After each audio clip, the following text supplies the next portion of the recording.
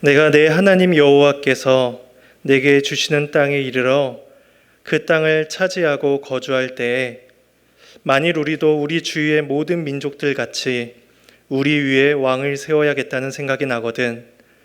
반드시 내 하나님 여호와께서 택하신 자를 내 위에 왕으로 세울 것이며 내 위에 왕을 세우려면 내 형제 중에서 한 사람을 할 것이요 내 형제 아닌 타국인을 내 위에 세우지 말 것이며 그는 병마를 많이 두지 말 것이요 병마를 많이 얻으려고 그 백성을 애굽으로 돌아가게 하지 말 것이니 이는 여호와께서 너희에게 이르시기를 너희가 이후에는 그 길로 다시 돌아가지 말 것이라 하셨음이며 그에게 아내를 많이 두어 그의 마음이 미혹되게 하지 말 것이며 자기를 위하여 은금을 많이 쌓지 말 것이니라. 그가 왕위에 오르거든 이 율법서의 등사본을 레위 사람 제사장 앞에서 책에 기록하여 평생에 자기 옆에 두고 읽어 그의 하나님 여호와 경외하기를 배우며 이 율법의 모든 말과 이 규례를 지켜 행할 것이라. 그리하면 그의 마음이 그의 형제 위에 교만하지 아니하고 이 명령에서 떠나 좌로나 우로나 치우치지 아니하리니 이스라엘 중에서 그와 그의 자손이 왕위에 있는 날이 장구하리라. 하나님의 말씀입니다. 하나님께 감사합니다. 우리는 요즘 맥체인 성경 읽기를 통해서 이스라엘의 왕이 세워지는 장면을 보았습니다. 이스라엘의 초대 왕이었던 사울의 모습과 그를 이어서 기름 부음을 받았던 다윗을 보면서 이스라엘의 왕이 어떠해야 되는지를 우리는 생각하게 됩니다. 오늘날은 왕은 아니지만 어떤 단체나 공동체를 이끌어가는 사람들이 있고 그런 사람들을 가리켜서 리더라고 표현을 하기도 합니다. 그렇다면 어떤 사람이 좋은 리더일까요? 회사의 리더라면 이익을 잘 창출해내는 사람이 좋은 리더일 것이고 특정한 목적이 있는 단체라면 그 단체의 목적대로 그 공동체를 이끌어가는 리더가 좋은 리더다라고 이야기를 할 것입니다. 그렇다면 한 나라의 왕을 평가할 때는 어떤 왕이 훌륭하다라고 평가를 할 수 있을까요? 일반적으로는 외적으로는 다른 나라들과의 외교를 잘하고 내적으로는 정치를 잘해서 부국강병한 나라로 이끄는 왕이 이제 훌륭한 왕이다라고 높임을 받을 것입니다. 사무엘상에서 이스라엘 백성들이 왕을 요구할 때에도 이런 기준을 가지고 왕을 요구했습니다. 사무엘상 8장 4절에 기록하기를 모든 나라와 같이 우리에게 왕을 세워 우리를 다스리게 하소서라고 이스라엘 백성들이 간청을 합니다. 이러한 이스라엘 백성들의 말 속에서 그들이 어떤 형태의 왕을 요구하고 있는지 우리는 보게 됩니다. 그들이 원하는 왕은 다른 나라의 왕과 같은 왕이었습니다. 그렇다면 다른 나라의 왕들이 무엇을 위해 그 왕자의 자리에 앉아 있었을까요? 우리 하나님께서 가나안 백성들을 진멸하라라고 말씀하신 그 이유에서 그 왕의 역할을 생각을 해볼 수가 있습니다. 하나님께서 그들을 진멸하라라고 말씀하셨던 이유는 가나안 백성들의 죄악이 가득 찼기 때문입니다. 그런데 우리가 생각할 것은 그 가나안 백성들이 더 특별히 악한 사람들이어서 그렇게 죄를 지은 것이 아니라는 것입니다. 그들은 우리와 같은 성정을 가진 사람들이었습니다. 그래서 그들은 자신의 생각대로 자신의 마음이 이끄는 대로 자신의 행복과 안녕을 쫓아서 살아간 사람들이 바로 가나안 민족이었습니다. 그래서 자신의 행복을 위해 신을 만들고 자신이 번성하기 위해 다른 나라들을 침략했던 것이 바로 가나안 민족이었습니다. 그래서 그 목적을 잘 이루기 위한 왕이 세워진 것이죠. 그렇게 가나안 백성들은 자신들의 목적과 자신들의 이루는 바를 향해서 나아가면 나아갈수록 하나님 앞에서 범죄하였던 것입니다. 그러니 이스라엘 백성들이 다른 나라와 같이 우리에게도 왕을 세워주소서라고 하는 요청은 하나님의 공의에 따라서 진멸받아야 했던 그 가나안 민족들의 죄를 이스라엘 백성들이 그대로 따라가겠다라고 하는 것과 마찬가지인 것입니다. 그러니 자신들의 만족을 채우기 위한 왕이 자신들에게 주어져야 한다는 것이죠. 이러한 요청은 이스라엘 백성들의 추구하는 가치가 어디에 있었는지를 우리에게 보여줍니다. 그들의 삶의 가치는 이미 가나안 민족화처럼 되어버려서 하나님의 뜻에 합당한 삶이 아닌 세상의 기준에 합당한 삶이 되어버렸습니다. 그래서 그들은 다른 나라와 같이 그들에게도 왕이 있기를 요청한 것입니다. 그러나 하나님께서 이스라엘을 통해서 세우시기 원하셨던 하나님의 나라는 세상의 원리로 세워지는 그러한 나라가 아니었습니다. 하나님께서는 그 나라의 백성이 될 자들을 은혜로 부르셔서 선택하셨고, 그 나라가 세워지고 확장되는 그 일이 사람의 권력이나 사람의 지혜로 이루어지는 것이 아니라 하나님의 말씀으로 세워지게 하셨습니다. 그래서 이 하나님의 나라는 물리적인 나라, 육적인 나라가 아니라 영적인 나라인 것입니다. 그러나 이스라엘은 이러한 영적인 하나님 나라의 원리를 잊어버리고 세상의 방법으로 그 나라를 세우려고 했던 것입니다. 우리는 이스라엘의 이러한 실수가 우리에게서도 나타나고 있는지를 되돌아봐야 할 것입니다. 우리는 종종 하나님의 방법에 의해서 세워지는 나라가 아니라 세상의 기준으로 다스려지는 나라를 바라고 있는 것은 아닌지 우리를 살펴보아야 될 것입니다. 세상의 기준은 우리 주위의 민족들 가치입니다. 그러니까 기준이 하나님의 백성과 가치가 아니라 저 옆에 있는 세상 사람들과 가치입니다. 세상은 눈에 보이는 것으로 삶의 확실성을 얻습니다. 그래서 자신의 손에 얼마나 능력이 쥐어져 있고 얼마나 큰 부가 쥐어져 있느냐에 따라서 그 사람의 삶의 성공 여부를 판단하기도 합니다. 반대로 그 사람의 손에 쥔 것이 아무것도 없다면 그 사람은 실패한 인생이다라고 그렇게 치부해버리고 맙니다. 만약에 우리가 그러한 것들로 우리의 삶을 평가한다면 우리는 왕을 요구하던 이스라엘 백성들과 별반 다를 바가 없을 것입니다. 하나님께서는 이러한 이스라엘 백성들의 연약함을 아셨습니다. 그들이 눈에 보이는 왕을 요구하며 그들이 세상과 같이 살기를 원할 것이다 라는 그 마음을 하나님께서는 이미 아셨습니다. 그래서 하나님께서는 일찌감치 이스라엘 백성들이 가나안 땅에 들어가기도 전에 율법을 통하여서 그들에게 이스라엘의 왕은 어떠해야 되는지를 알려주십니다. 그것이 오늘 본문 말씀입니다. 본문 14절에 이렇게 말씀을 합니다.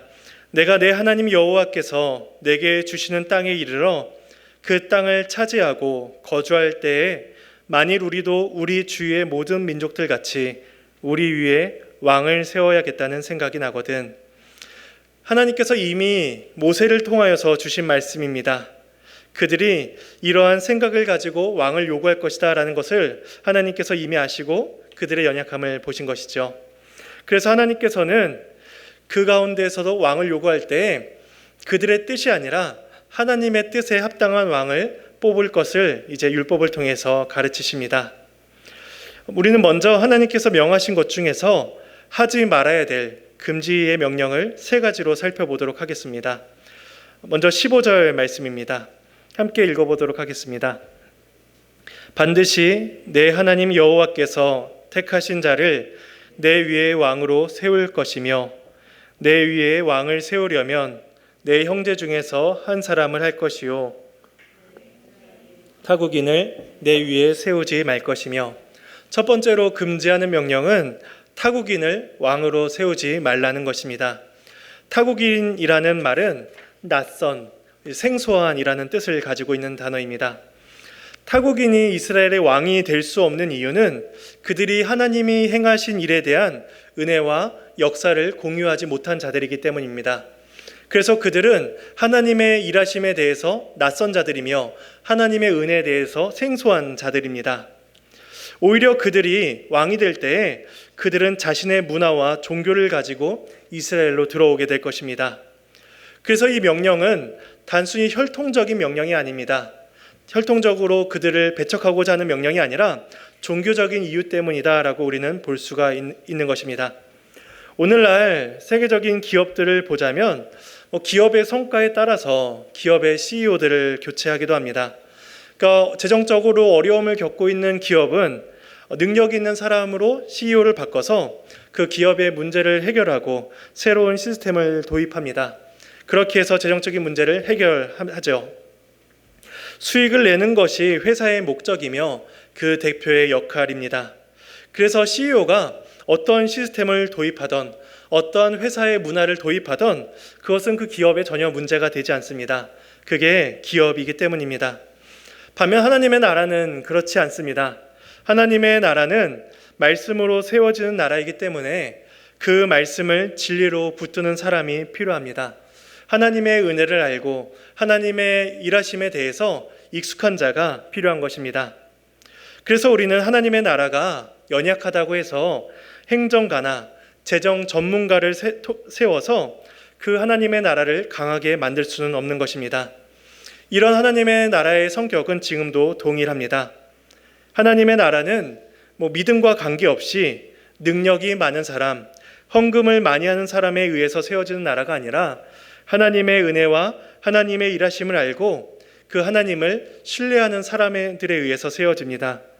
하나님께서 우리를 하나님의 백성으로 세우시는 방법도 그러합니다. 단순히 능력이 있어 뛰어난 자가 아니라 하나님을 사랑하며 그 말씀을 신뢰하는 자에게 하나님은 그 나라를 세우십니다. 이것이 첫 번째 하나님께서 금지하는 명령입니다. 하나님의 일하심에 대해서 생소한 자를 세우지 말라. 두 번째 금지하는 명령이 16절 말씀에 이어집니다. 함께 읽어보도록 하겠습니다. 그는 병마를 많이 두지 말 것이요 병마를 많이 얻으려고 그 백성을 애굽으로 돌아가게 하지 말 것이니 이는 여호와께서 너희에게 이르시기를 너희가 이후에는 그 길로 다시 돌아가지 말 것이라 하셨음이며, 이 말이라는 것은 전쟁에서 승리를 얻는데 매우 중요한 유용한 것입니다. 그래서 실제로 세계사를 보자면 이 기병을 사용해서 많은 영토를 정복했던 그러한 인물들을 보게 됩니다. 나라를 강하게 하기 위해서 반드시 필요한 것이 있다라고 할 때 병마라고 한다면 그것이 과언이 아닌 것이죠. 그런데 하나님께서 이스라엘 왕에게 그러한 병마를 많이 두지 말라라고 명령하십니다. 왜냐하면 그들이 의지할 것은 말이 아니라 살아계신 하나님께 있기 때문입니다. 그래서 병마를 많이 두지 말라는 것은 군사적인 준비를 일체하지 말라라는 뜻이 아니라 이스라엘의 왕이 다른 것에 의지하지 말 것을 그렇게 가르쳐 주시는 것입니다. 이런 내용은 애굽으로 돌아가지 말라라는 말씀으로도 설명해 주십니다. 애굽에서 종으로 살던 이스라엘 백성들을 하나님께서 건져내 주셨을 때 이스라엘 백성들은 아무런 병마도 가지고 있지 않았습니다.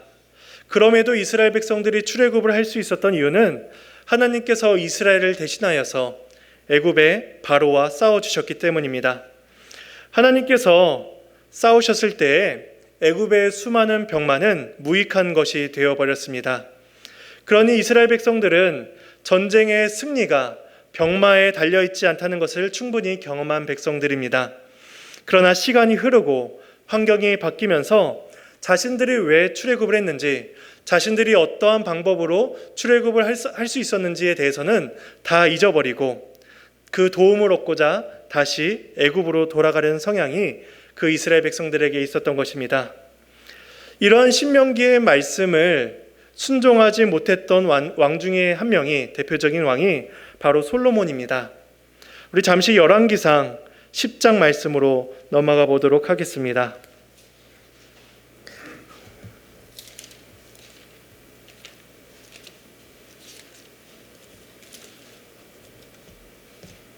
열왕기상 10장 26절에서 29절까지 말씀입니다.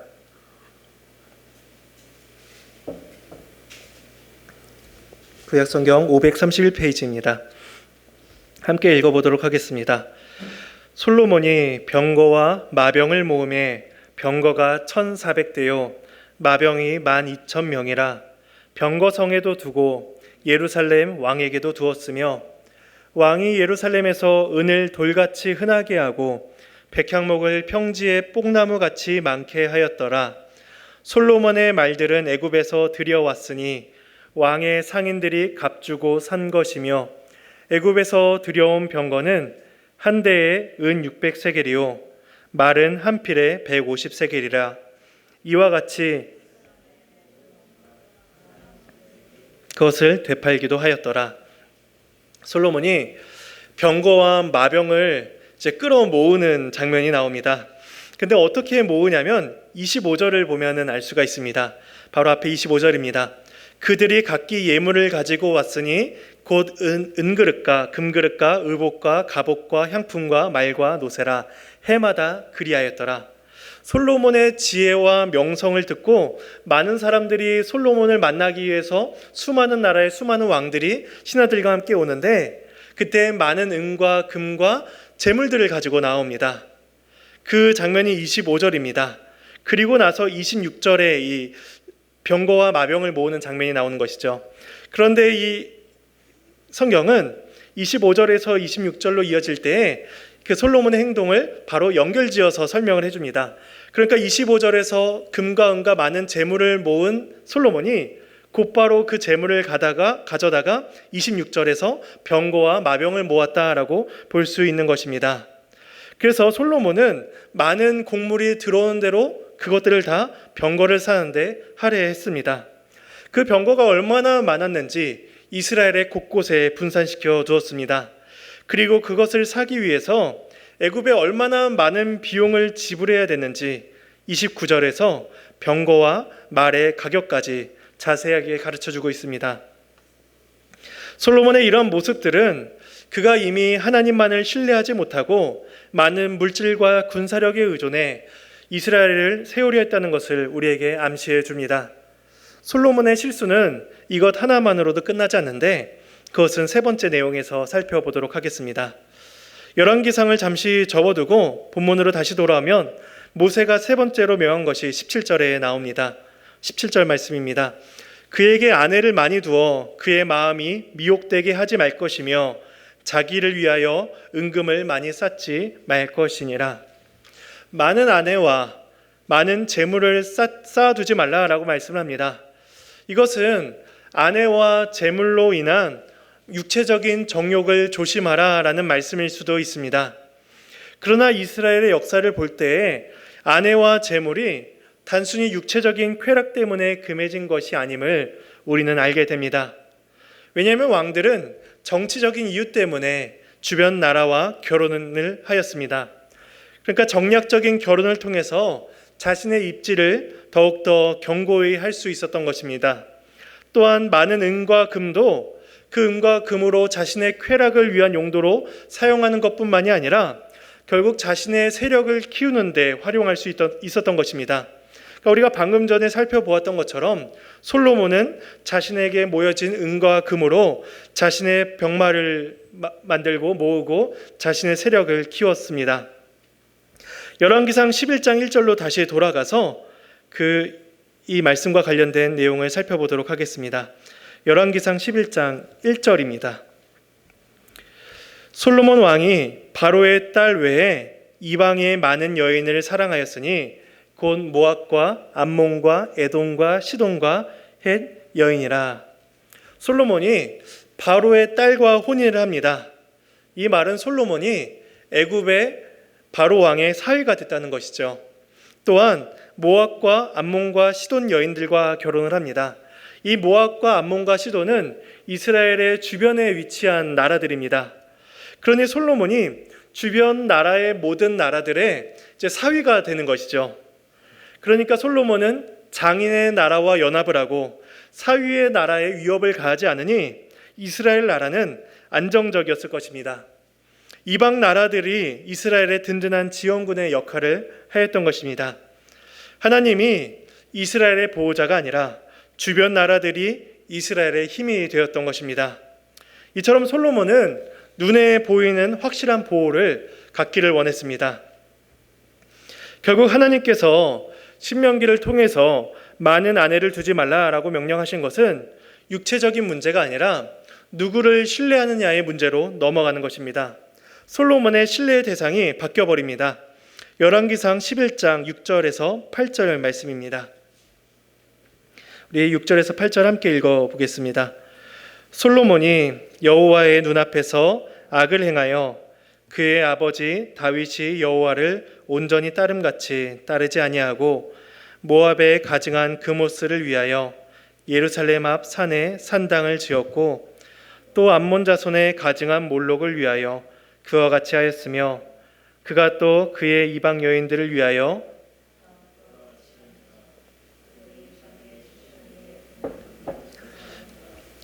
솔로몬의 많은 부와 솔로몬의 많은 아내들은 이제 솔로몬의 마음을 어둡게 하였습니다.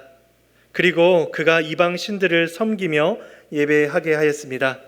그래서 이어지는 9절 말씀은 솔로몬이 마음을 돌려 이스라엘의 하나님 여호와를 떠났다라고 그렇게 평가합니다.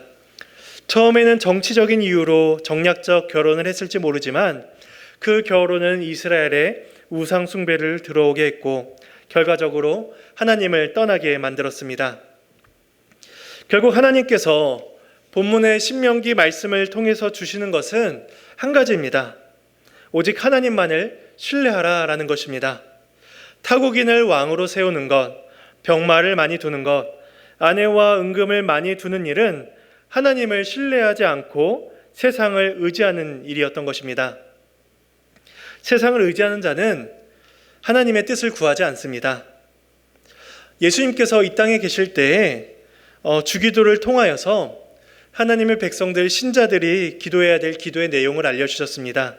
그 중에 한 가지가 하나님의 뜻이 하늘에서 이루어진 것처럼 이 땅에서도 이루어지이다라는 기도였습니다.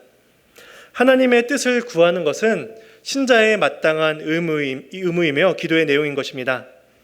그런데 세상을 의지하는 자는 하나님의 뜻이 이루어지기를 구하지 않습니다. 자신이 의지하는 병마와 권세로 자신의 뜻이 이루어지기를 바랄 뿐입니다. 우리가 이 땅을 살면서 과연 무엇을 의지하고 있는지, 우리에게서 하나님의 뜻이 이루어지기를 원하는지를 돌아보아야 될 것입니다. 하나님께서 이스라엘 백성들에게 그 왕에게 요구하시는 것은 간단합니다. 본문 18절과 19절 말씀입니다. 함께 읽어보도록 하겠습니다. 그가 왕위에 오르거든 이 율법서의 등사본을 레위 사람 제사장 앞에서 책에 기록하여 평생에 자기 옆에 두고 읽어 그의 하나님 여호와 경외하기를 배우며 이 율법의 모든 말과 이 규례를 지켜 행할 것이라. 하나님께서 그 왕에게 요구하시는 것은 하나였습니다. 하나님의 말씀을 가까이 하여 듣고 배우라는 것입니다. 왕이 되어서도 하나님의 말씀을 배워야 할 책임이 있는 것입니다. 우리는 결혼을 해도 결혼을 하고 나서도 배워야 할 내용들이 있습니다. 남편으로서, 아내로서 모든 것들을 다 익혀서 결혼을 하는 것이 아니라 결혼을 하고 나면 배워야 될 것들이 많이 있습니다.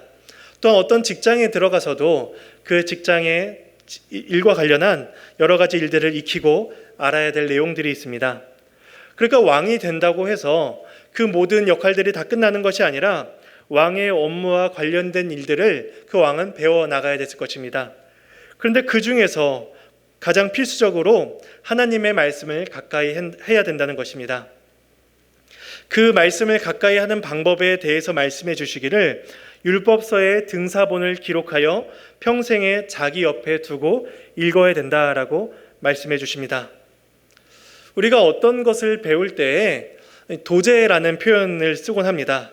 그러니까 도제라는 것은 스승에게 무언가를 배우기 위해서 그 스승의 옆에 딱 붙어서 스승의 말과 지혜, 스승의 지혜와 가르침을 그 모든 것들을 내가 내 것으로 배우고 익히는 것을 가리켜서 도제라고 이야기합니다. 그러니까 하나님께서 이스라엘 왕에게 요구하시는 것이 마치 이런 도제의 형식과 같은 것이죠. 마치 제자가 스승에게 꼭 달라붙어서 그 스승의 모든 것들을 배워야 했던 것처럼 이스라엘의 왕은 하나님의 율법서를, 말씀을 가까이 하고 배우면서 자기 자신을 이렇게 바라보아야 됐던 것입니다. 우리는 종종 너무 바빠서 기도할 수 없다라고 이야기합니다. 또 너무 바빠서 성경을 볼 수 없다라고 이야기하기도 합니다. 우리는 너무 바쁜 시대에 살고 있습니다. 그런데 이스라엘의 왕은 한 나라의 왕이니까 자기가 얼마든지 시간을 내어서 말씀을 가까이 할 수가 있었을까요? 아마도 그렇지 않았을 것입니다. 왜냐하면 왕은 왕으로서의 직무가 훨씬 더 많았을 것입니다. 그래서 더 많은 일들로 하루 일과를 바쁘게 보냈을 것입니다. 나라의 내외적인 직무를 감당하고 어려운 문제를 해결하기 위해서 그 왕은 하루 종일 바쁘게 지냈을 것입니다. 그런데 하나님께서는 그렇게 바쁘게 살아야 할 그 이스라엘 왕에게 말씀을 가까이 하라라고 가르치십니다. 아무리 바빠도 말씀 앞에 자신을 계속 두어야만 영원하신 하나님을 알아가고 또 그 앞에서 살아가는 자신의 모습을 깨닫기 때문입니다. 우리는 말씀을 통해서 하나님이 어떤 분이신가를 알고 하나님을 사랑하고자 하는 열망이 우리 가운데 생기는 것입니다. 하나님께서 이스라엘의 왕에게 요구하시는 것은 군사적인 능력이 아닙니다. 경제력이나 뛰어난 정치력을 요구하시는 것도 아니고 하나님께서 이스라엘 왕에게 요구하시는 것은 단 한 가지입니다. 말씀을 가까이 하고 말씀을 깨닫고 말씀에 대한 순종을 하라는 것입니다. 하나님께서 그런 왕에게 한 가지 복을 주십니다. 그 복이 20절에 언급되어 있습니다. 20절 말씀입니다. 그리하면 그의 마음이 그의 형제 위에 교만하지 아니하고 이 명령에서 떠나 좌로나 우로나 치우치지 아니하리니 이스라엘 중에서 그와 그의 자손이 왕위에 있는 날이 장구하리라. 하나님께서 그 말씀을 가까이 하는 자에게 주시는 복이 무엇인지를 알게 하십니다. 이 복은 그 왕 개인만이 누리는 복이 아닙니다. 그 왕이 다스리는 모든 나라가 받을 복을 말씀해 주십니다. 그 왕의 통치를 통해서 그 나라에 하나님의 통치가 실현되고 하나님께서 주시는 복이 왕을 통하여서 그 나라와 모든 백성들에게 영원토록 지속이 될 것입니다. 그렇다면 과연 이스라엘의 역사 가운데 이것을 잘 지키는 왕이 있었을까요? 이 신명기의 말씀을 잘 지켜서 순종한 왕이 얼마나 있었을까요? 우리가 이 성경을 보건대 이스라엘의 어떤 왕도 이 신명기의 가르침 앞에서 온전하지 못했습니다. 가장 위대한 왕이었다라고 이야기하던 그 다윗 왕조차도 율법 앞에서 온전하지 못했습니다. 가장 지혜로운 왕이었다라고 하는 그 솔로몬조차도 신명기의 말씀에 비춰볼 때에 그는 훌륭한 왕이 아니었습니다. 하나님께서 명령하신 그 왕은 이스라엘 역사 속에서 한 사람도 존재하지 않았습니다. 그러니 이스라엘 백성들은 불완전한 왕들의 통치를 받으며 불완전하게 살았던 것입니다. 하나님께서는 이런 이스라엘과 또 우리들을 위하여서 예수 그리스도를 우리 가운데 보내주셨습니다. 예수 그리스도는 우리의 왕이 되셔서 그 율법을 완전히 성취하셨고 참되신 왕으로서 말씀을 가지고 우리를 통치해 주십니다. 따라서 교회 안에 속해 있는 모든 신자들은 왕이신 예수 그리스도를 섬기며 살아가는 것입니다.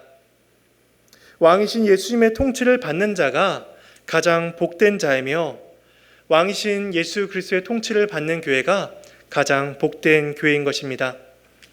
하나님께서는 그런 왕의 통치를 통해서 우리에게 말씀이 적용되어지고 우리가 그 말씀대로 살 수 있게 도와주십니다.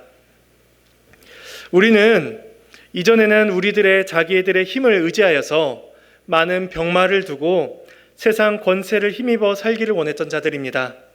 그런데 하나님께서 그러한 우리들에게 은혜를 베푸셔서 이제는 우리의 힘이 아닌 하나님을 의지하며 하나님을 바라며 살게 하셨습니다. 완고했던 우리들에게 성령의 은혜를 베푸셔서 말씀을 듣게 하시고 그 말씀에 자원하여 기쁨으로 순종하게 하셨습니다. 이전에는 율법의 요구에 순종하던 일이 불가능했던 자들인데 이제는 마음을 다하고 기쁨으로 순종할 수 있게 하신 것입니다.